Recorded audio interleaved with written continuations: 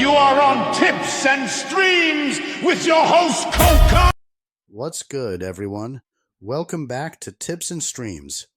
I'm Koken, and I hope you're doing well and feeling locked in wherever you're listening from. All right, let's get to the daily picks. I've got 4 NBA matchups on the card today, so buckle up. We're diving straight into the action. The first prediction for today's NBA games is for the game between the Miami Heat and Boston Celtics. All right, I'm locking in on this Friday night spot in Boston because the matchup is screaming big number, real value. The Celtics are on a heater, no doubt. They've won 4 straight, they've covered 4 straight, and the scariest part is it hasn't even been a bombs away stretch. It's been defense first, grind you down basketball. Over their last 4, they've held opponents under 100 3 times, and during that current run, they're allowing just 91.25 points per game. That's not a hot streak, that's a clamp. But this is exactly why I'm leaning into the points with Miami. Boston's defensive identity is legit, yet their injury situation is chopping their margin for error on offense.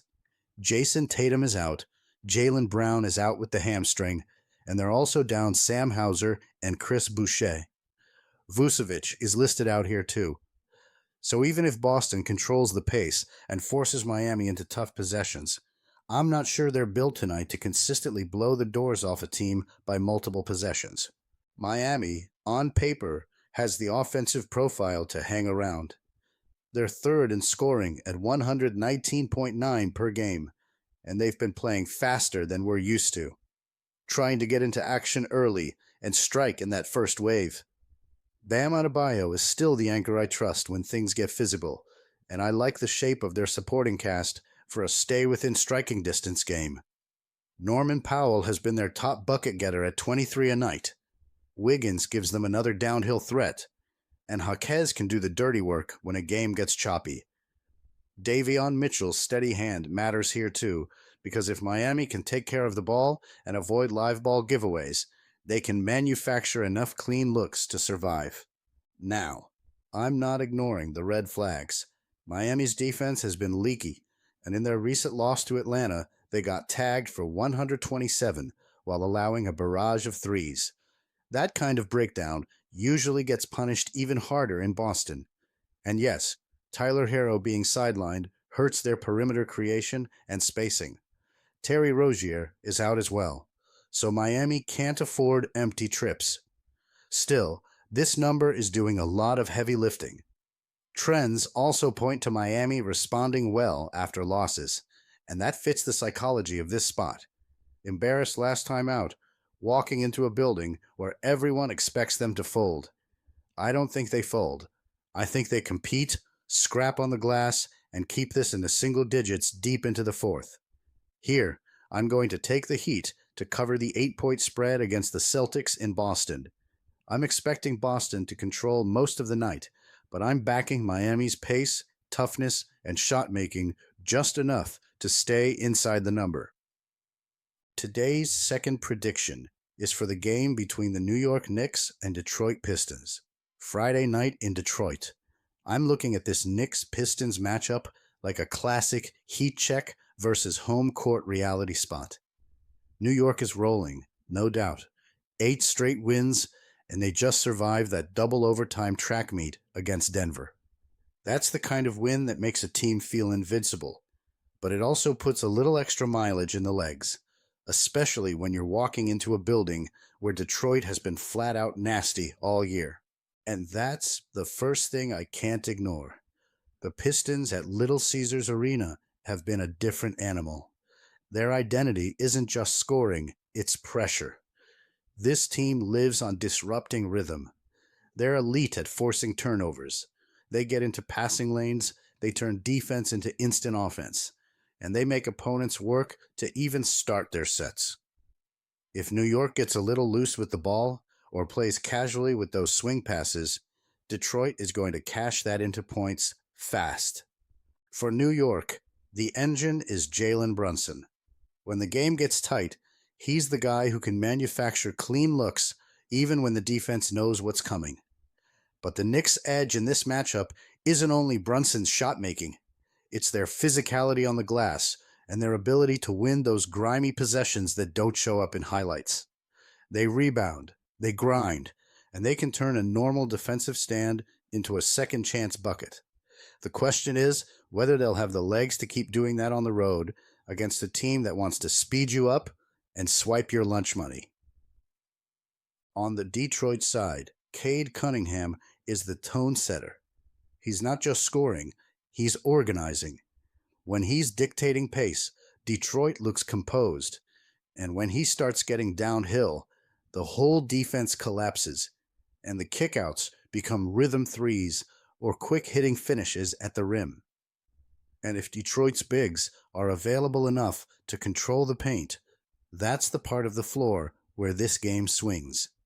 The Pistons don't need to be a flamethrower from deep to cover a short number.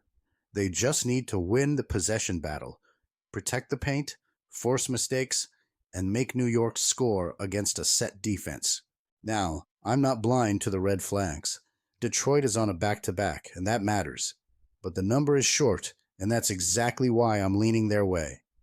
In tight spread games, I'm always asking myself, who is more likely to control the style? In this building, Detroit usually does. They've also shown they can respond when they get punched in the mouth, and that's what I'm expecting here. More focus, more edge, and a much sharper defensive effort. So here's where I land, and I'm keeping it simple. Here, my money is on the Pistons to cover the 2-point spread against the Knicks in Detroit. The third prediction for today is for the game between the Los Angeles Clippers and the Sacramento Kings. Tonight in Sacramento, I'm looking at this matchup like a classic who actually wants to guard somebody test. The Kings have been living in that ugly zone lately. 10 straight losses, a defense that leaks points like a busted pipe, and a habit of letting games drift away when it's time to get stops. Even when they score enough to hang around, the cracks show up late, and their numbers back it up. They've been getting lit up from deep, and the overall shot quality they're allowing is way too clean for a team that's already struggling to win possessions. Now here's the twist. The Clippers are not walking in here as a smooth, stable machine either. They just got embarrassed in their last one, and that kind of blowout usually tells you two things. 1, the execution was sloppy. 2, the details were missing. Turnovers, broken spacing, and long stretches where the offense looks like it's searching for answers. And with their roster situation, I can't treat them like a reliable, road favorite, pencil it in type of team right now. If you're asking me what scares me about backing Los Angeles, it's the volatility. When they're off, they can go ice cold from 3, and the whole rhythm turns into late clock jumpers and empty trips. But when I stack these teams side by side, Sacramento is still the group I trust less, especially on the defensive end. The Kings' profile screams trouble. They give up too many efficient looks. They don't consistently win the three-point battle, and they've been stuck in a cycle where one breakdown becomes 5. Even if Domantas Sabonis suits up, it doesn't automatically fix the biggest issue, which is getting stops for 48 minutes. And if he's limited, that's even more pressure on a team that's already struggling to close quarters. This is where the spread matters. I'm not asking Sacramento to be perfect. I'm asking them to show up, compete, and keep it within striking distance against a Clippers team that's clearly shorthanded and still trying to find clean chemistry. The Clippers can absolutely win the game, but covering margin on the road gets tricky when your offense can swing wildly and your rotation is missing key pieces. Sacramento's losing streak is real, but spreads are about matchups and price, and this is a number that gives the Kings room to survive their mistakes. I'm taking the Kings to cover the 5-point spread against the Clippers in Sacramento. I don't need it to be pretty. I just need Sacramento to fight for the glass, avoid the turnover spikes, and make Los Angeles earn every bucket in the half court. If the Kings bring even a solid effort, that cushion is enough for me to ride with the home dog. Today's last prediction is for the game between the Memphis Grizzlies and Portland Trail Blazers. Tonight in Portland, I'm looking at this matchup like a classic buy low spot on the home team, even with the recent skid staring us in the face. Yes, Portland have dropped 6 straight, and the shooting has been ugly. But when I zoom in on why they've been slipping, it lines up with a roster that's been in and out, and a rhythm that's been impossible to hold for 48 minutes. Portland's identity is pretty clear to me. When they can play fast, get into early offense, and attack before the defense is set, they look like a real problem. They're built for downhill pressure, quick decisions, and letting their athletes make plays in space. The issue is when they get dragged into half-court chess. Then the possessions can stall, the jumpers get heavier, and the misses start fueling the other team's transition. That's exactly what happened in that 130-125 loss to Phoenix, where Portland gave up efficient looks and couldn't string together enough stops when the game tightened. What gives me confidence is the opponent. Memphis are coming in with a lot of noise around their direction, and the availability list is a minefield. On top of that, their profile away from home hasn't been kind. 9-13 on the road, scoring about 111 points per 100 possessions with a negative net rating. That's not the shape of a team I'm eager to back as a road favorite, especially in a building where Portland can feed off tempo and momentum swings. Now, I respect the fact that Memphis just went into Sacramento and won 129-125. And I'm not ignoring that they flashed offensive pop when the game turns into a track meet. They hit shots, they made big plays late, and their guards created enough offense to survive. But here's the problem I keep coming back to. Memphis can score in bursts, yet they also give the game away with defensive leaks.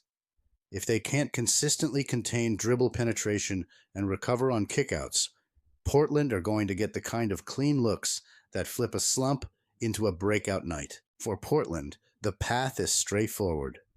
I want them pushing pace with purpose, but not recklessly. Sprint into action, keep the ball moving side to side, and punish late rotations. Defensively, I'm watching their perimeter discipline. If they can stay connected and avoid gifting wide-open threes, they'll be in position to control the rhythm. And if Deni Avdija is able to go, that's another stabilizer for Portland's offense and rebounding presence. This feels like one of those games where the home team's urgency is real. The matchup is friendlier than the recent results suggest, and the number is giving me value. Here, my final pick for the game is the Trailblazers to win and cover the 6-point spread in the game against the Grizzlies in Portland.